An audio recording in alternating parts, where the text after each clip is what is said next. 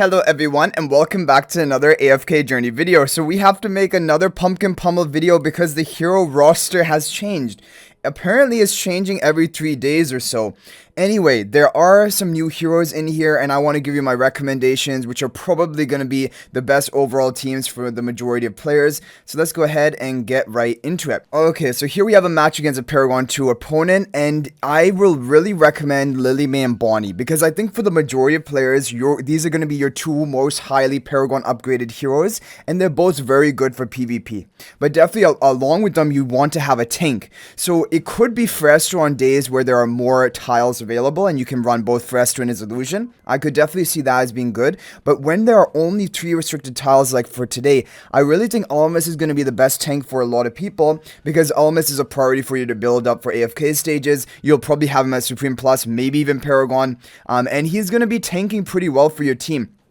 Overall, he's a pretty effective tank. And yeah, so I think this is sort of a core comp you can see. We're going to go ahead and battle. And I just think Divinefavor artifact is really strong when you are having these like short matches because it's going to buff up both of your carries in the back. So we can go ahead and try this and see it in action. So as you see here, Ulmus is going to tank pretty effectively. Even when the enemy Lily May was going for a Rainstorm Ballet, we took it really well.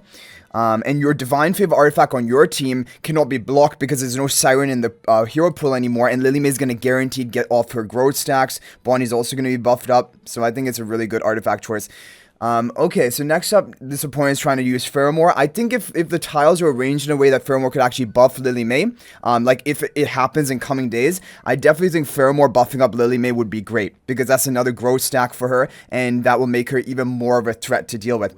But for example, this map, it's just going to be better to run just one tank in the front. So we're going to go ahead and run it again. This opponent also has the same artifacts. He has Divinefavor on the Bonnie and Lily May in the back, but our Ulmus is going to be a much better wall compared to the enemy Faramor.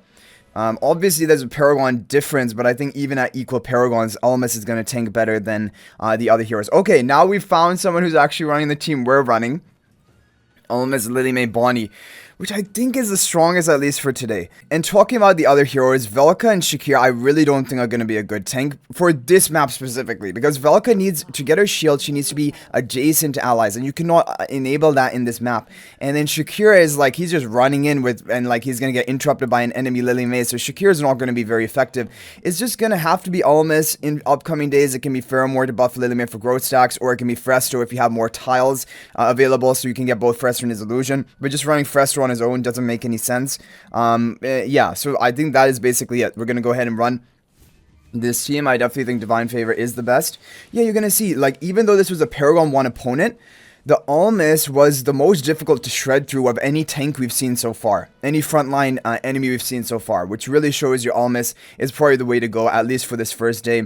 And it can work even in upcoming days, but then if you can get a Faramor buff onto Lily May, that might even be even stronger, or Fresto. But Fresto needs his illusion as well, otherwise he's not going to be as effective of a tank as Ulmus. So yeah, overall pretty simple for today. Now I don't know how long this hero roster is lasting. I'm going to guess it's going to last for 3 days, maybe 4 days. But yeah, here we go. Ulmus, yeah, Ulmus tanks really well. He's really a good tank. I think he's the most effective option for you guys. So basically just a quick video. I wanted to give you my thoughts on all of that. Hopefully this is helpful. If there's any other team which is working for you, feel free to share that in the comment section down below. And as for my guesses for today, I've gone for the Faramor Hell No team because it has damage. The other team doesn't have damage. And for the other team, I mean, honestly speaking, it just has more damage output. Bonnie's a more solid PvP hero, and also is the really only damage thrower on the other team, and I really think that this team is probably going to win it. So that's what I've guessed for. Anyway guys, thanks for watching. If you're not already a member of my AFK Journey Discord server, please join that. There's a link to that in the description of this video. Also, if you're thinking about making a purchase in AFK Journey, please use my affiliate link for the official Farlight store. There is a link to that in the description of this video or a pinned comment. This is the best way you can support me and also gain 5% bonus dragon crystals on your purchase. So thanks for watching. I'll hopefully see you in the next video, and until then, everyone, peace out for now.